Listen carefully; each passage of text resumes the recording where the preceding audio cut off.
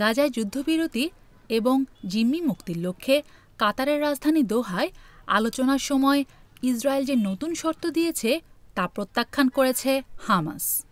ফিলিস্তিনের এই স্বাধীনতাকামী সশস্ত্র গোষ্ঠীর কর্মকর্তারা বলেছেন তারা ইসরায়েলের নতুন শর্তগুলো মানবেন না। বার্তা সংস্থা এএফপি জানিয়েছে ইসরায়েলের নতুন শর্তের মধ্যে রয়েছে যুদ্ধবিরতির সময়ে মিশর সীমান্তে গাজার অভ্যন্তরে সৈন্য রাখা। কিন্তু হামাসের একটি নির্ভরযোগ্য সূত্র এএফপিকে জানিয়েছে তারা ইসরায়েলের এ শর্ত মানবে না। তারা গাজায় সম্পূর্ণ যুদ্ধবিরতি চায়।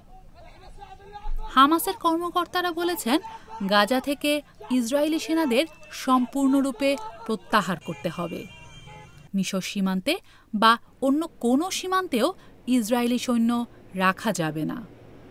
এছাড়া যারা বাস্তুচ্যুত হয়েছে তাদেরও স্বাভাবিকভাবে গাজায় প্রত্যাবর্তন নিশ্চিত করতে হবে। গতকাল গাজায় যুদ্ধবিরতি নিয়ে কাতারের দোহায় চলা বৈঠক কোনো সিদ্ধান্ত ছাড়াই শেষ হয়েছে। মধ্যস্থতাকারীরা আবারও আগামী সপ্তাহে বিষয়টি নিয়ে বৈঠকে বসবেন। শুক্রবার এক বিবৃতিতে যুক্তরাষ্ট্র, কাতার ও মিশর জানিয়েছে তারা ইসরায়েলের নতুন প্রস্তাব নিয়ে কাজ করবে। এদিকে মধ্যস্থতাকারীদের বরাত দিয়ে হামাসের একজন ঊর্ধ্বতন কর্মকর্তা ইজ্জাত আল রিস্ক বলেছেন ইসরায়েল আগের আলোচনায় যাতে সম্মত হয়েছিল তা মেনে চলেনি। প্রশাসনের একজন ঊর্ধ্বতন কর্মকর্তা জানিয়েছেন সর্বশেষ আলোচনা কয়েক মাসের মধ্যে হওয়া সবচেয়ে ফলপ্রসূ আলোচনা। পরের সপ্তাহে কায়রোতে আবারও মধ্যস্থতাকারীরা আলোচনায় বসবেন বলে আশা করা হচ্ছে। এর আগে বৃহস্পতিবার গাজায় যুদ্ধবিরতি চুক্তি নিয়ে দোহায় আলোচনায় বসেন মধ্যস্থতাকারী দেশগুলোর নেতারা। তবে তার আগ মুহূর্তে এক হামাস নেতা জানান চুক্তিটি বাস্তবায়নের জন্য একটি রোডম্যাপ চেয়েছিল হামাস। ইসরায়েলকে যুদ্ধ চালিয়ে যেতে দেওয়ার জন্য যে আলোচনা তাতে তারা অংশ নেবেন না। গত মে মাসের শেষ দিকে মার্কিন প্রেসিডেন্ট জো বাইডেন যে প্রস্তাব দিয়েছিলেন তার উপর ভিত্তি করেই যুদ্ধবিরতির রোডম্যাপটি হওয়া উচিত এবং ইসরায়েলকে নতুন শর্ত যোগ করার জন্য অভিযুক্ত করা উচিত বলে মন্তব্য করেন তিনি।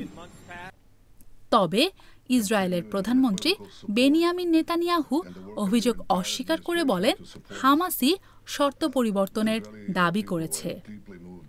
এ অবস্থায় দোহায় যুদ্ধবিরতি নিয়ে হামাসকে ছাড়াই দ্বিতীয় দিনের বৈঠক হয় শুক্রবার। গত বছরের ৭ অক্টোবর ইসরায়েলে হামলা চালায় হামাস। এরপর ইসরায়েলি সামরিক বাহিনী গাজায় হামাসকে ধ্বংস করার জন্য অভিযান শুরু করে। ইসরায়েলে নিহতের সংখ্যা ১২০০-র মতো। ওই সময় ২৫১ জনকে জিম্মি করে হামাস। আর গাজায় নিহতের সংখ্যা ৪০,০০০-এরও বেশি। যুদ্ধ শুরুর পর এখন পর্যন্ত বেশ কয়েকবার চেষ্টা হয়েছে যুদ্ধবিরতি নিয়ে স্থায়ী চুক্তির। মাঝে সাময়িক যুদ্ধবিরতি থাকলেও শেষ পর্যন্ত এ নিয়ে কার্যত কোনো সমাধান আসেনি। Morsheda Sharmin, independent digital.